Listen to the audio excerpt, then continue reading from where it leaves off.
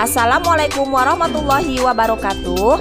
Sahabat sehat Puskesmas Kawal yang berbahagia, kami dari UPTD Puskesmas Kawal akan menginfokan bahwa pada bulan Mei tahun 2022 ini akan dilaksanakan BIAN, Bulan Imunisasi Anak Nasional.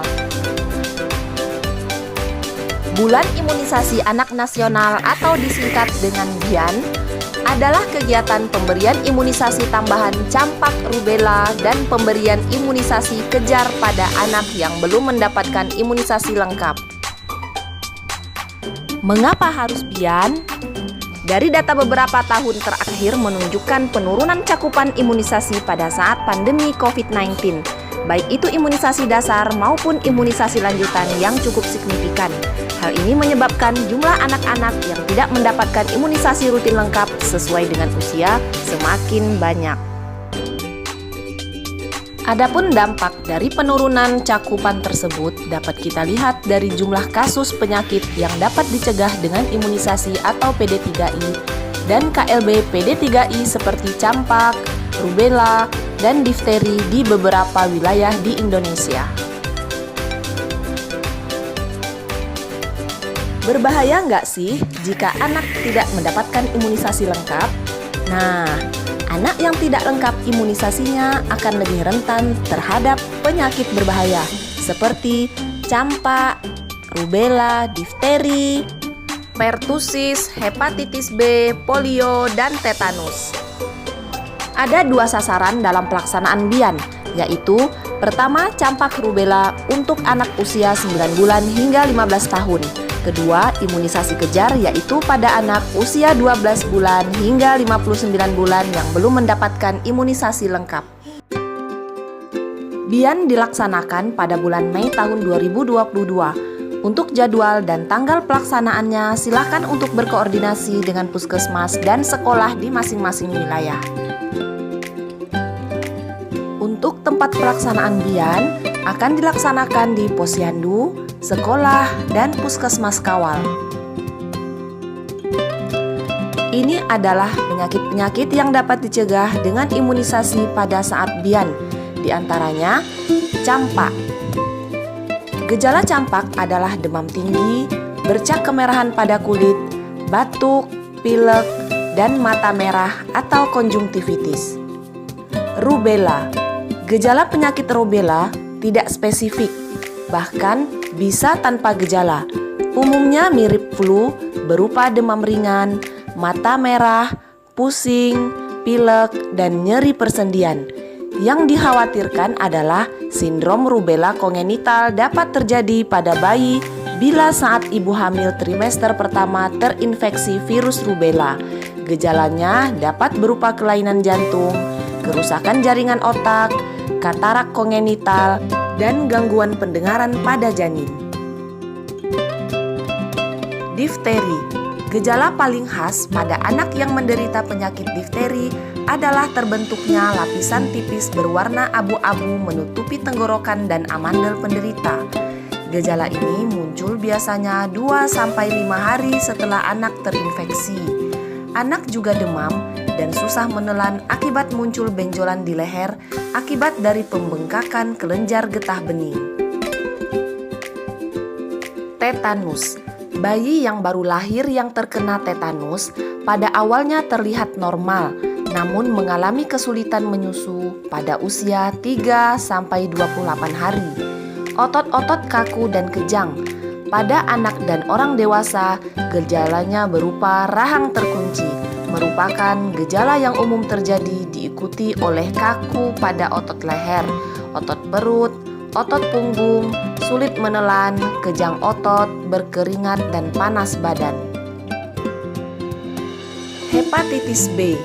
Infeksi hepatitis B akut tidak selamanya bergejala. Apabila menunjukkan gejala, penderita akan merasa mual, lemah, muntah, nyeri perut, serta kuning pada kulit dan sklera mata.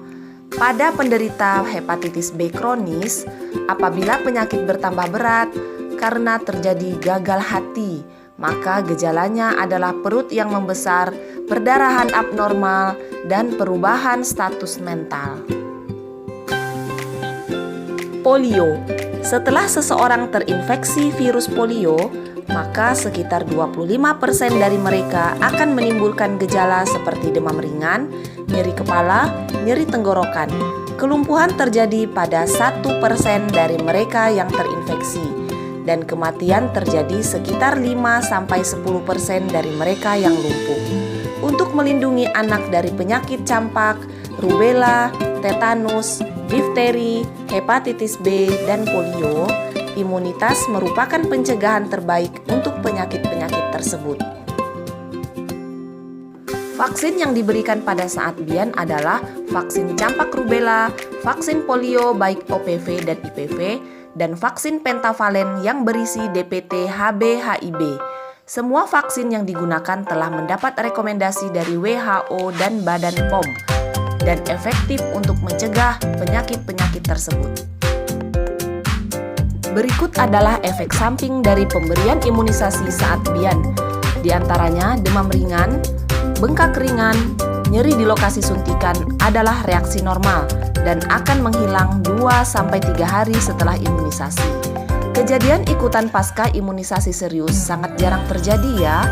Laporkan segera setiap keluhan pada anak setelah diimunisasi.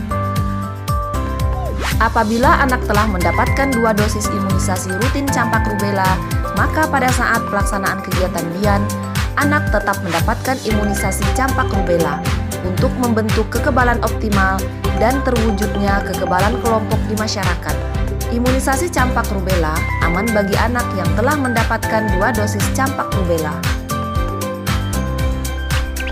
Imunisasi campak rubella dapat diberikan dengan jarak waktu minimal 1 bulan dengan pemberian imunisasi rutin campak rubella atau vaksin lainnya. Sedangkan untuk vaksin COVID-19, jarak pemberian vaksin COVID-19 dengan vaksin lainnya minimal 2 minggu. Anak yang sedang demam ditunda dulu untuk pemberian imunisasi sampai anak tersebut tidak demam lagi. Setelah anak pulih, maka orang tua, guru, dan kader bisa berkoordinasi dengan puskesmas untuk memberikan jadwal imunisasi yang tertunda. Untuk pemberian imunisasi lebih dari 1 suntikan secara bersamaan, aman dan tidak membahayakan. Vaksin tidak selalu menimbulkan demam. Demam merupakan reaksi pertahanan tubuh terhadap imunisasi yang diberikan dan berarti anak memiliki reaksi tubuh yang baik.